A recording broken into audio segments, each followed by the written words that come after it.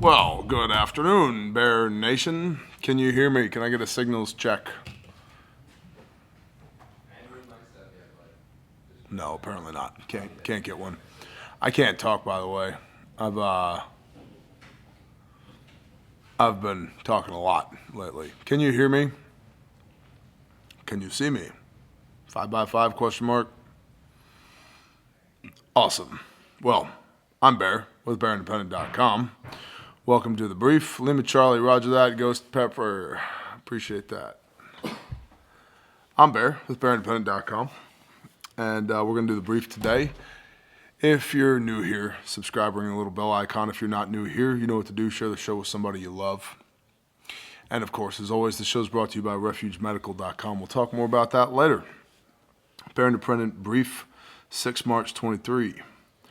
Independent researchers have tested the air quality in East Palestine and echoed the reports from the Environmental Protection Agency. Benzene and vinyl chloride levels are below levels of concern for exposure that lasts up to a year. Now, independent contractors. This is according to air testing only. One associate research professor from Carnegie pointed out, quote, "We're getting similar concentrations as you would around Pittsburgh. We didn't see any hot spots, places with high concentrations," end quote. It's important to note that this is all referring to air monitoring only and does not include information on the safety of potential exposures through groundwater, food from local gardens, and the like. Also, unfortunately, at least one other chemical, acrylamide, could be more of a problem and requires more testing. It's a toxic compound that irritates the respiratory system and was measured at 3 times the concentration that is seen in a typical city. Thank you, Taylor. Appreciate that. According to the Agency for Toxic Substances and Disease Registry, acrylamide, or acroline or whatever, can cause, quote, burning of the nose and throat and damage the lungs, end quote. Good times. Just last Thursday, the EPA said it would require the company responsible for the train, Norfolk Southern, to test for dioxins. Dioxins are a group of toxic chemicals that can cause cancer and reproductive problems as well as developmental issues. Because dioxins break down slowly, they are considered, quote, persistent organic pollutants. Now that this accident has highlighted the risk the rail system poses across the United States, a bipartisan group of 6 senators have come together to introduce the Railway Safety Act of 2023, which is guaranteed to cost you money, be ineffective, and slow down transportation and not actually get the root of the problem handled. That's conjecture and opinion. The bill would require increased safety measures, such as more crew members. It would also increase both fines and inspections. More money, more money, more money. For who? The federal government. Additionally, it would mandate that rail companies inform the appropriate emergency response commissions when and where hazardous materials would be traveling through their jurisdictions. So kind of like a duty to inform. Like if I'm going to drive a tanker full of benzene through your county, I got to, call the county sheriff or whoever, emergency management, and be like, hey, I'm bringing a tanker of benzene through your county. You know what's going to happen with that? That system, that reporting system, is going to be like, when the sky's falling, right? The sky is falling, the sky is falling. Well, when the sky falls, nobody's going to care because those reports are just going to pile up on some dispatcher's desk somewhere. That's it. Oh, yeah, more benzene's coming through today. Okay, normalcy bias. It won't matter. Armchair quarterbacking this thing after the accident. And were there mistakes made? Absolutely. But adding governmental oversight and regulation, if we just look at the history of the United States of America, seems like a foundational way to make things more expensive and less effective. From the Bear Nation, my daughter-in-law is in the Navy, stationed in Norfolk, Virginia. They just told them not to go out this weekend because of the Ohio train derailment. Obviously, that's some BS because that was over 3 weeks ago. Maybe it's something other sources can verify. Perhaps intel at BearIndependent.com. And next, the North American Response Guidebook is worth picking up. This is a book that has many chemicals transported by rail and truck. It has an index by chemical name and or hazmat number. This includes evacuation data. useful for anyone who lives near railroad tracks, a highway, etc. East Palestine, anyone. There is also a free app called Cargo Decoder that does similar. It makes for fun road trip games seeing what hazardous chemical is driving next to you. So basically, it allows you to punch in or scan the placards on trucks to determine, 1993, what's that? Oh, it's diesel fuel, etc. A couple of other things I want to look at today from RT, Russian propaganda. Former Russian president eyes final nail in neo-colonialism's coffin. This is an interesting article. It's long AF, comma. The point of the article, I'll read a little bit. The point of the article is that Russia feels like it's their time to shine in developing colonies around the world. BRICS, anybody? Russia is ready to help the world do away with the vestiges of a Western-dominated colonial past, former President Dmitry Medvedev has claimed. The official argued that as a nation which has never had any colonies, Russia is well placed to take part in this process. In an article published on Monday, Medvedev claimed that geopolitical turbulence has cut open an abscess of the old problems of our world. The ex-president and now deputy chair of the Russian Security Council argued that the malignant tuner of a colonial past is a problem that calls for international surgery. He noted that the Soviet Union played a major role in dismantling the colonial system in the 20th century. And he goes on from here. Everything is the West's fault. They're now dragging in the concept of colonialism, which is, of course, directly tied to slavery, and Russia has done such a good job helping to prevent the spread of colonialism, Americanism, and slavery, Americanism. But you should trust us as we make more colonies around the world. So that's an interesting thing. I think it ties directly to BRICS, Brazil, Russia, India, China, South America, or South Africa, / Saudi Arabia. Sorry, I'm getting distracted. Does this video, is it public or private? Do you know? I think it's private. Is it? That explains. It's private. That explains that. I'll have to make it public later. So I'll do that later. It's just us and the patrons right now. I was like, and no wonder it's so chill. It's like 90 people here. Of course, it's Monday afternoon. You guys should be at work, but, whatever. Taylor's laughing at me from over there. It's weird seeing it on this side of the brief. Is it? Yeah. It's the same, homie. Just look through the back of the iPhone. I've not been looking. I'm just listening. Yeah. Ah, gotcha. And also from RT, the Dogs of War, Whiskey Alpha Romeo. Here's why the Ukraine conflict could be about to spread to another European country. What lies behind concerns in Moldova and the breakaway region of Transnistria? For the past several weeks, Eastern Europe has been on the verge of a new war. Moldova risks returning to active conflict with the self-proclaimed Republic of Transnistria, a separatist region with a Slavic majority which broke away from Chisinau according to the collapse of the USSR. During the collapse of the USSR. Ukraine has a special interest in the territory because launching a military action there could be doubly beneficial for Kyiv. It would embarrass Moscow, which only has 1,500 peacekeepers stationed. I read that as pacemakers.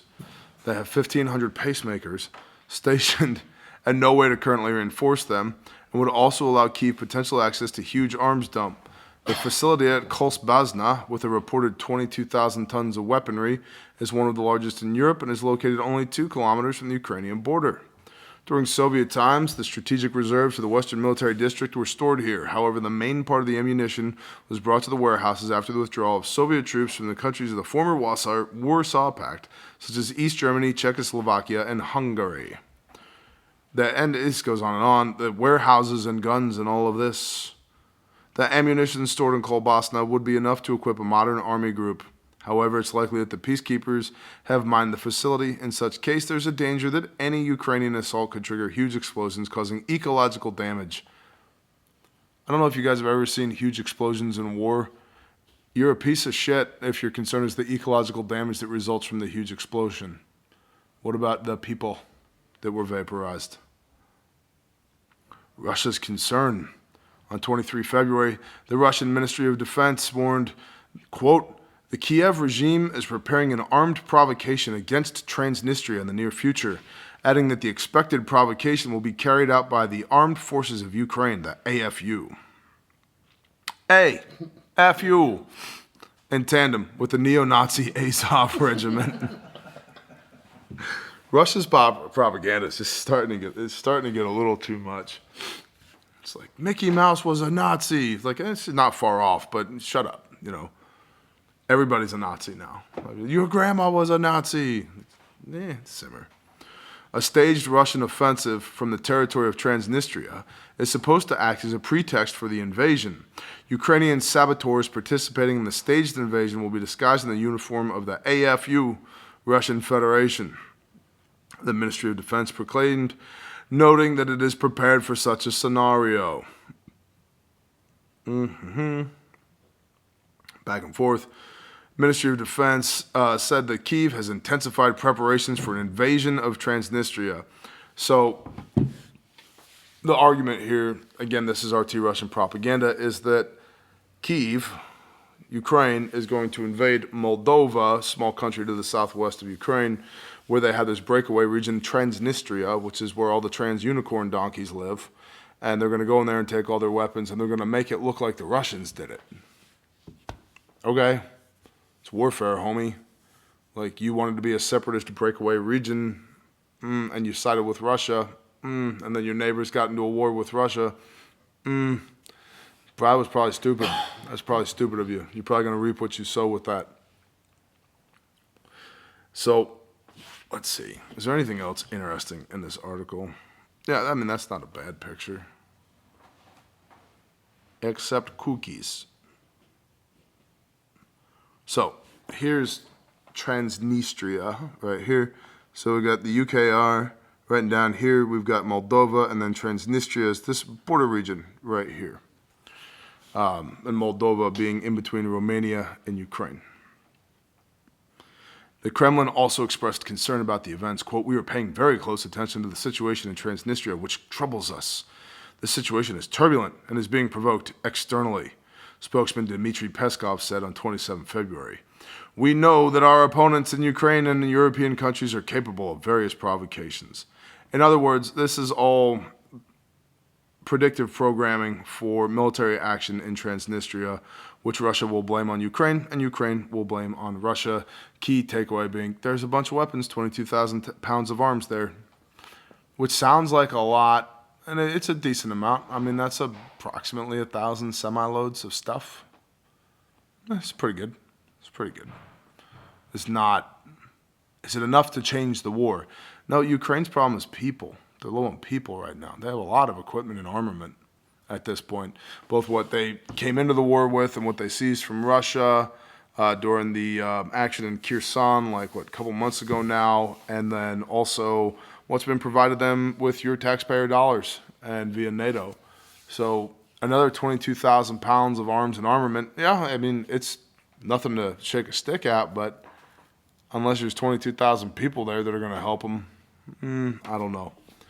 There's a lot of conjecture and opinion about what happens this springtime as far as Russia being able to steamroll Ukraine or not.